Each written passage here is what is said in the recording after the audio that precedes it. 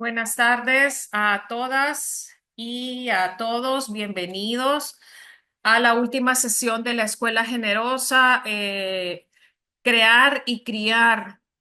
Esta sesión vamos a cerrarla con la participación de Daniela Rea, que en estos momentos tiene una situación personal, por lo que va a participar y luego dejará la sesión y nos vamos a quedar luego hablando con nuestra querida Lauri García Dueñas.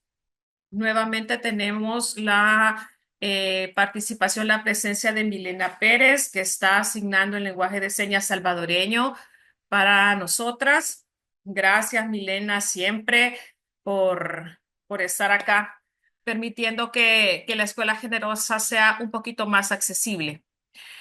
Muchas gracias a todas las que han perseverado en las 4 sesiones de la escuela. Creo que esta última sesión vamos a continuar escuchando, recibiendo y aportando sobre estos temas que nos interesan tanto y nos traspasan a las personas, voy a decir, porque algunas somos mamá, otras somos hijas y todas somos personas y requerimos y también podemos dar cuidados. Así que, Lauri, te dejo para que introduzcas a Daniela y a esta sesión. Muy buenas tardes a todas y a todos. Bienvenida Daniela Rea. Muchas gracias a Milena Pérez por estar signando y bienvenidas a todas. Daniela Rea Gómez, Irapuato, 1982, es periodista y autora de los libros Nadie les pidió perdón, historias de impunidad y resistencia, La tropa, ¿por qué mata a un soldado? Y es editora del libro Ya no somos las mismas y aquí sigue la guerra. Dirigió el documental No sucumbió la eternidad. Recibió el Premio Nacional de Periodismo del 2018 y el Premio Gabo 2017, 19, 22, así como el Premio Alemán de Periodismo 2021, entre otros. Le interesa trabajar las tensiones entre el horror y la belleza, así como la construcción de espacios de escucha, como la Escuela Generosa, y es autora, entre otros, de este libro que quiero mucho y me ha consolado en momentos de profunda oscuridad, que se llama Fruto. Bienvenida, Daniela. Te escuchamos. Hola, buenas tardes a todas. Muchas gracias, Lauri, gracias por este abrazo extendido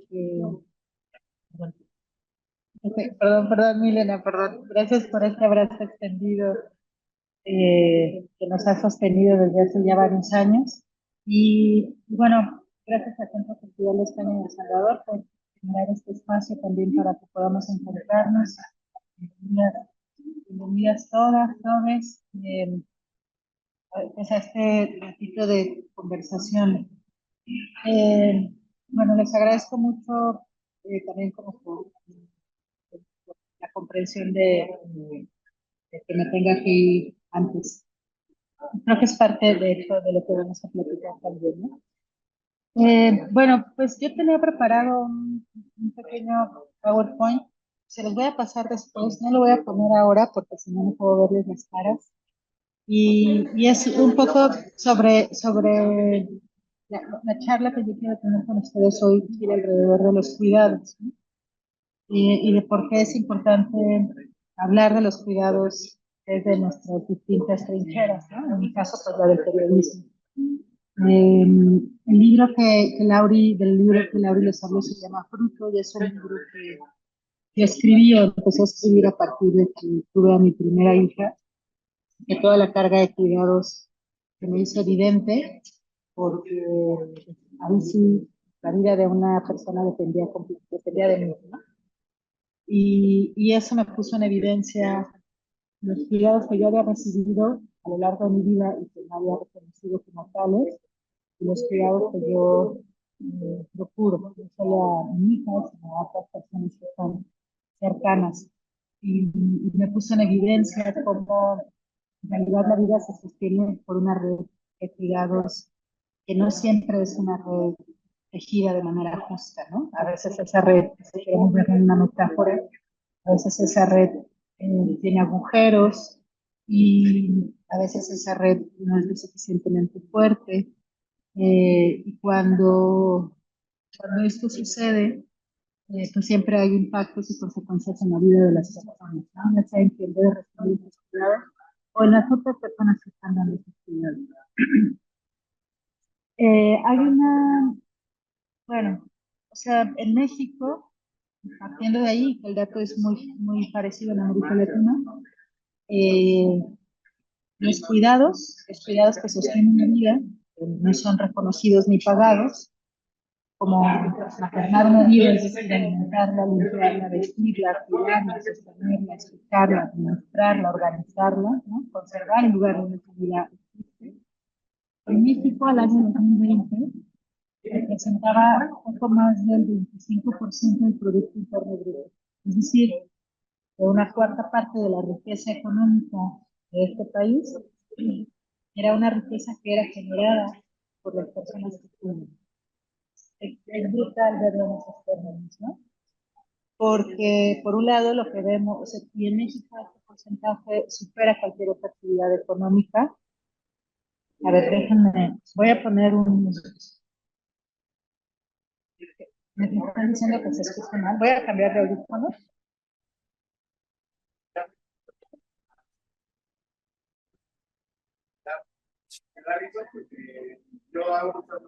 Ahí me...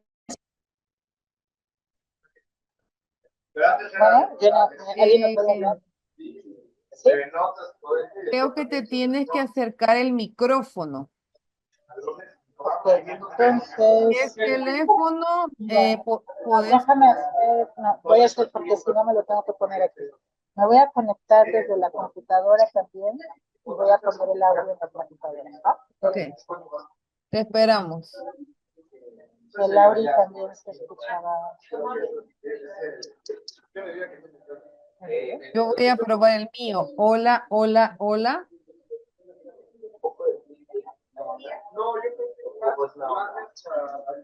No sé si es que hay alguien que tiene el micrófono abierto, pero se oía mucho un señor hablando de fondo.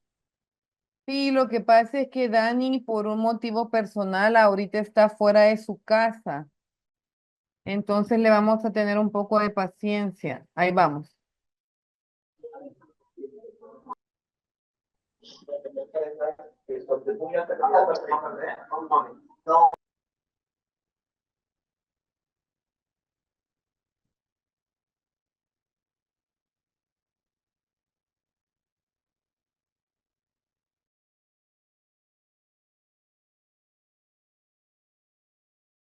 Sí, es que Ok, ahora, pero me están sacando de... ¿Me escuchan ahí?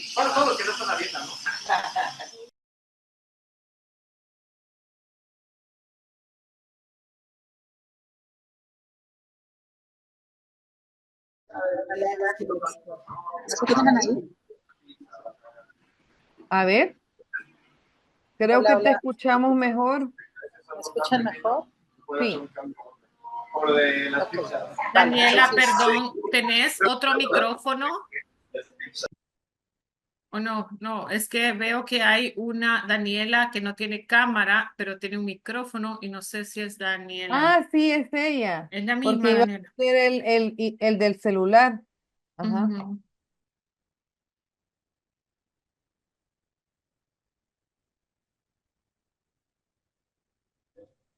Sí, es Daniela.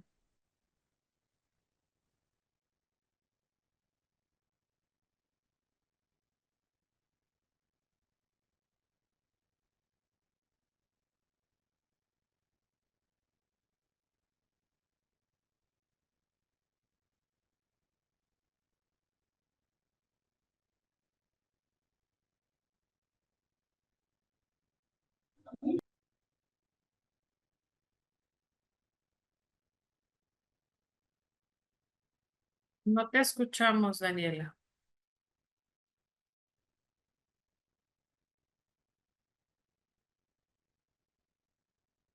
cancelar. Ya. ¿Ahí me Ahora sí, escuchan? ahí sí. Ok. Ahora sí ya me escuchan y ya me ven. Sí. Todo bien. Ok. Eh, Pero ¿por qué me sacan del otro? O alguien me, ¿no? Se sale en automático. Se sale en automático, creo, porque Pero estás, fíjate que ahorita te escuchamos mejor, pero no te vemos. Es que ese es el tema, que en mi teléfono no me están escuchando. Pero si querés te escuchamos y luego ya te vemos. Como ustedes prefieran, si quieren que me quede con puro audio, me quedo con puro audio. O si quieren me voy a la Ahora te teléfono. escuchamos y te vemos. Sí, espero que no se vuelva a salir. Pero no sé. es que de igual forma escuchamos voces en el fondo, Daniela. Creo que tal vez es algo que no vamos a poder solucionar, tal vez, ¿verdad? Intentemos continuar así, ¿vea? Comprendemos que estás en un lugar donde hay Sí, otras personas. tuve que venirme a un café cerca de aquí de la pero, bueno, ustedes me dicen, Sí, te escuchamos. No te preocupes. escucha mejor, gracias. Bueno, les decía que, ok, entonces esta cantidad que nos está dejando ver es que en México y en muchos países de América Latina el trabajo de cuidados prácticamente sostiene la vida de un país. Y el trabajo de cuidados, o sea, no es una cosa metafórica, es una cosa que está cuantificada en términos económicos. Y en México nuestro trabajo de cuidados, o sea, el trabajo de cuidados que generalmente hacen las mujeres y que generalmente hacen las mujeres más precarizadas, pues es un trabajo que económicamente aporta más que cualquiera otro de las industrias turística, de manufactura, de construcción, etc. Sin embargo, no es casualidad que el trabajo de cuidados no se ha visto y no se ha reconocido, ¿no? Porque nuestro trabajo, que no es ni pagado ni reconocido, le permite a un sistema sostenerse y reproducirse. Un poco ella lo ha planteado Rita Silvia Federici en su libro de Calibán y la Bruja. El trabajo que nosotras hacemos permite generar, por un lado, la mano de obra que va a salir a producir y también genera pues, a los seres humanos que van a salir a consumir para mantener, digamos, la maquinaria de un sistema capitalista. Si ese trabajo de cuidados se reconoce y se paga, digamos que esta máquina no funciona como les debería de funcionar a quienes quieren que les funcione, porque entonces todo, o sea, están obteniendo ganancias de nuestros cuerpos, ¿sí? Al reproducir a la mano de obra y al reproducir al consumo. Lauri, siento que no me escuchas, ¿verdad? Te estás acercando un montón. Es que, hola, perdón. Es que cuando se hace hacia adelante, Daniela, se oye mejor que cuando estás como Entonces me acerco, así me escuchan así mejor. se oye mejor. Sí. Ah, perfecto. Ustedes díganme para saber. Perfecto, gracias. Bueno, me voy a acercar así aunque no me meto mis papás. Voy a continuar. Bueno, pero ¿qué es cuidar? ¿No? ¿De qué hablamos cuando hablamos de cuidar? Bueno, cuidar prácticamente es cualquier actividad que permite que una vida se sostenga. Y casi siempre cuando pensamos en pensamos en cuidar a un hijo. Está muy vinculado con la maternidad, pero también nos cuidamos a nosotras, también cuidamos a nuestras compañeras o compañeros, también cuidamos a nuestros adultas mayores, cuidamos a personas que están enfermas de manera crónica, cuidamos a personas que tienen alguna urgencia médica en ese momento. Es decir, toda la vida de todas las personas necesitan cuidado, ¿sí? Alejandra M. Vázquez en su libro Su cuerpo de Harán, que es un libro, cualquiera de las cosas que quieran que yo mencione y si alguien las quiere me dice porque muchas de ellas las tengo en PDF. Alejandra M. Vázquez escribió un ensayo que se llama Su cuerpo de Harán, en donde habla sobre el trabajo de cuidados de su abuela, ¿sí? Y ella ahí dice, bueno, cuidar, cuando hablamos de cuidar, hablamos de defender, de vigilar, de preservar, de proteger, de resguardar, de regular, de amar, de asegurar, de observar, de verificar, de desconfiar, ¿no? Porque también cuidamos lo que está en riesgo de no permanecer. Cuidamos lo frágil, cuidamos lo débil, cuidamos lo imperfecto, cuidamos lo valioso. Y pensando, a mí me gusta mucho también pensar en términos etimológicos. Cuidar viene del latín cogitare, que significa pensar, ¿no? De ahí se pasó a prestar atención y de ahí a asistir, ¿no? O poner solicitud, en términos etimológicos. Y entonces te podemos decir de alguna forma que cuidar significa pensar. Yo planteo que me resulta extraña esta definición cuando el sentido concreto de cuidar en nuestras vidas casi siempre conlleva una acción además de un pensamiento. Son las dos cosas que se están vinculadas. Cuidar, escribió la filósofa Hannah Arendt, es una de las formas de organización más primordiales. La labor enfocada en las necesidades del cuerpo, en la reproducción de la vida, es imprescindible para producir al sujeto capaz de la acción. O sea, sin cuidados no hay sujetos políticos, ¿sí? No solo no hay mano de obra, sino que sobre todo no hay sujetos políticos, personas políticas. Antes de Hannah Arendt, a mediados del siglo pasado, o sea, Hannah Arendt planteó esta reflexión a mediados del siglo pasado, es decir, que los cuidados hacen posible al sujeto político. Un siglo antes, Flora Tristán, ella había reconocido la importancia del trabajo de cuidados. Es una mujer sindicalista que abogaba por los derechos de los trabajadores. Ella había reconocido ya la importancia del trabajo de cuidados, porque sin el trabajo de cuidados, la clase obrera no iba a poder hacer un trabajo político. Me parece bien importante que sean estas dos mujeres, que sean dos mujeres más que nada, quienes han puesto sobre la mesa el valor político de los cuidados. O sea, los cuidados tienen una relevancia no solo económica, sino también política, porque sin los cuidados no hay sujetos capaces de la acción política. Y obvio, pues fueron mujeres quienes lo pensaron y no fueron hombres quienes lo pensaron, porque los hombres andaban ocupados ahí haciendo guerras, ¿no? Y protestas y todo lo demás, todo lo que les gusta hacer. Y es importante que lo pensemos en términos, o sea, pensemos en cualquier manifestación que ahora vemos, ¿no? Por ejemplo, para que se mantenga un plantón de un grupo de campesinos que protestan por sus tierras, pues estos campesinos tienen, si quieren mantenerse ahí 24 horas, 48 horas, una semana, pues necesitan comer. Y esa comida, pues la tiene que hacer alguien, porque si no hay comida, pues el plantón va a desaparecer a los máximo 24 horas, no sé, habrá quienes se aguanten más. Y ese trabajo de cuidados que sostiene la vida política, que son realizados por mujeres, ¿no? Por poner un ejemplo.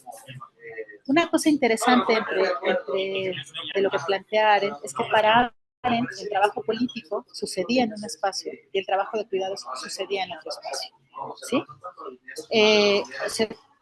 Para Arendt no coexistían en el mismo espacio.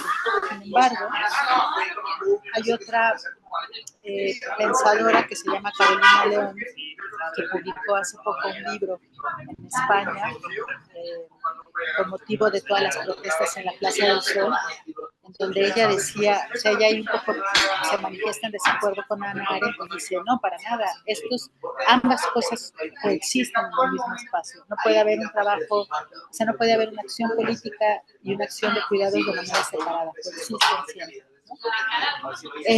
Y bueno, pensando también en otras reflexiones alrededor de los cuidados, la antropóloga feminista Marcela Lagarde, ella dice que actualmente el verbo cuidar es el verbo más necesario para hacerle frente al sistema neoliberal patriarcal. Y dice ella, ¿no? Cito, sin embargo, las sociedades actuales, como muchas del pasado, fragmentan el cuidado y lo asignan como condición natural a partir de las organizaciones sociales, es decir, el género, la clase y el origen nacional o regional local, ¿sí? Que en términos más comunes podríamos decir, este cuidado recae sobre mujeres pobres y sobre mujeres pobres o mujeres en general del sur global, ¿no? Entonces, un poco de todo esto, lo que quería lo que quería plantear con estos acercamientos primero económicos al tema de cuidados y después un poco en su definición era como que sacar la idea o el concepto de los cuidados de la vida privada, en donde ha sido encajonada casi siempre, y darle su importancia en el espacio público, porque, como dice Marcela Lagarde, actualmente el verbo que más amerita, que más necesitamos es el verbo cuidar, es el verbo cuidar para salvar la vida, ¿no? Porque no solo cuidamos las vidas de las personas, sino que cuidamos también los territorios, cuidamos las comunidades en donde nos organizamos, en donde existimos.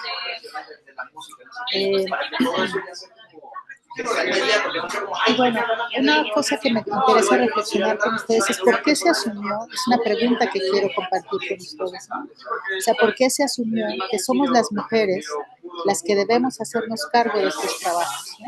Un poco lo plantea Silvia Federici en su libro de Calibán y la Bruja, cuando empieza a hablar de la organización o reorganización del mundo a partir del sistema feudal y de la entrada del capitalismo. ¿Por qué somos las mujeres? O sea, ¿quién dijo, cómo se asumió, cómo se dio por hecho que somos las mujeres las que debemos hacernos cargo de esos trabajos, ¿no? ¿Por qué se asumió que dentro del hogar no operaba lo político, sino lo privado? ¿Por qué se asumió antes y ahora que el trabajo dentro del hogar no debía ser defendido? ¿Por qué nos convencieron de que nosotras decidimos hacerlo por amor?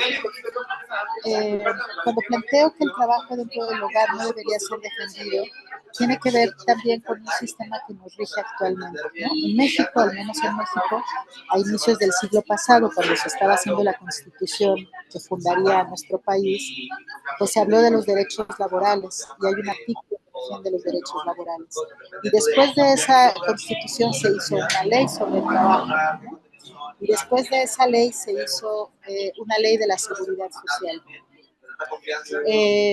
Pero ninguno de estas leyes se escribió, o sea, estas leyes más bien se escribieron para defender los derechos de los obreros, de los mineros, de los campesinos, de los trabajadores todos.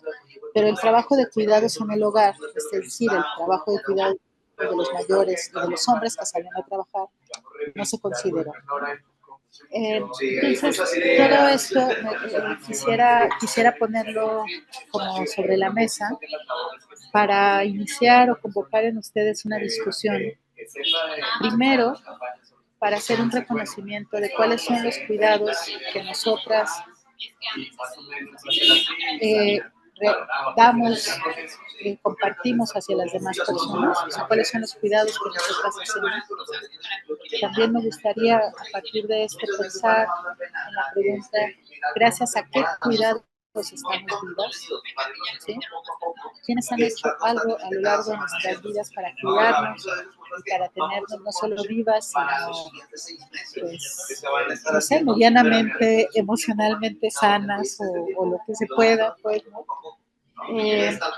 Y pensar también, o sea, a partir de estas dos preguntas, poner sobre la mesa que nuestros vínculos están tejidos por los cuidados y que en la medida en que estos sistemas de cuidados, no lo digo sistemas como algo institucional, sino como algo que generamos nosotras de manera cotidiana, en la medida en la que ¿cuáles son las formas en las que estos cuidados podrían ser más justos para que estos vínculos generados a partir del cuidado no sean vínculos que deriven en la violencia, ¿sí? Y un poco voy a poner un ejemplo para esto último. Una vez hicimos un trabajo que se llama, era sobre violencia de género y elegimos hacer un trabajo periodístico sobre violencia contra las adultas mayores, ¿no? Como que dijimos, ok, siempre nos enfocamos en violencias que están enfocadas, cuando hablamos de violencia de género, casi siempre pensamos en las mujeres en edad productiva. Pero ¿qué pasa cuando crecemos? Cuando ya no somos mujeres en edad productiva o reproductiva y nos volvemos adultas mayores. Entonces hicimos un trabajo pensado en eso y nos sorprendió muchísimo ver que bueno, las violencias que más sufren las mujeres adultas mayores son violencias que suceden dentro del hogar, violencia económica, maltrato, abandono y violencia psicológica. Hasta ahí, bueno, es más o menos algo advertible. Lo que nos sorprendió muchísimo es que las principales agresoras de las adultas mayores en términos estadísticos eran las hijas mujeres. Y así visto de bote pronto, pues moralmente es horrible, ¿no? Es pensar así como las hijas, si hemos aprendido, nuestros sistemas culturales nos han enseñado lo contrario, el amor y la unión y tal, pero ¿cómo es que las mujeres son las principales, las hijas son las principales agresoras de las mujeres adultas mayores? Y una de las cosas que o sea, quisimos indagar cuál era la explicación de eso. Y entrevistamos a otras adultas mayores, entrevistamos a cuidadoras, entrevistamos a mujeres que atienden espacios municipales de cuidado, centros de día para personas adultas mayores, y lo que nos decían es que las condiciones de cuidado de las hijas eran condiciones muy en el límite, muy precarias, y por lo tanto estos cuidados derivaban en violencia también. Era una de las explicaciones de por qué las hijas son de las principales agresoras de las adultas mayores. Y pues entonces pensamos, claro, porque son mujeres que probablemente viven con su madre hacinadas, probablemente tienen que sostener o mantener también a sus hijos, probablemente tienen un trabajo precarizado en términos de sueldo, en términos de horarios, en términos de distancia, y todo eso genera un contexto para que los cuidados estén muy vinculados, o el vínculo de los cuidados sea un vínculo que también tiene mucha violencia. Y a mí me pareció, cuando lo vi a partir de este ejemplo, entendí por qué debemos preocuparnos, de qué manera se establecen los vínculos de cuidado y cómo como comunidad o como país podemos pensar en otro tipo de equilibrios que permitan que estos vínculos sean más justos para todos. Y bueno, con esta primera parte quisiera yo parar tantito, me gustaría escucharlas, por si tienen alguna pregunta. También no sé, Lauri, si crees que valga la pena leer algunos fragmentos de Fruto, también se los puedo mandar en PDF, pero me puse muy formal, entonces No, no te preocupes porque digamos que parece la que parte emocional de Fruto está también ahí, ¿no? no te preocupes, Dani, porque precisamente como que nos hubieras estado espiando estas 3 sesiones, pues hablaste de muchas de las cosas que ya hemos puesto sobre la mesa. Eh, a pesar de haber leído Fruto, fíjate que yo no había llegado a esa pregunta o a esa hipótesis o a esa posibilidad o a esa mirilla de ver que si los cuidados no tienen unas condiciones adecuadas o unas mejores condiciones que las actuales en América Latina, estos cuidados devienen en vínculos de violencia, porque también a nivel de como periodista y como investigadora, yo estaba pensando en que se intenta trabajar en la prevención de la violencia contra las niñas y los niños y las niñas y las infancias, pero también hasta cierto punto las políticas públicas no acompañan a las mujeres madres que están en la crianza, están en las paternidades ausentes. Entonces, así como el vínculo, los cuidados y los vínculos hacia nuestras adultas mayores pueden devenir en violencia, creo que es algo que toca fruto cuando estamos cuidando infancias, si no tenemos las condiciones adecuadas para los cuidados, ese vínculo también puede devenir en violencia, en verdad. Es algo que vos tratas ahí. Entonces, yo quisiera abrir frente a estas preguntas tan interesantes el micrófono a las compañeras para ver si alguna tiene algún comentario, anécdota, pensamiento. para iniciar la conversación. Y después podemos leer algunos fragmentos de Fruto. Compañera. Sí, si quieres, bueno, Angie ya levantó la mano. Quiero decir, igual solo quería comentar, en lo que ahorita, discúlpame Angie,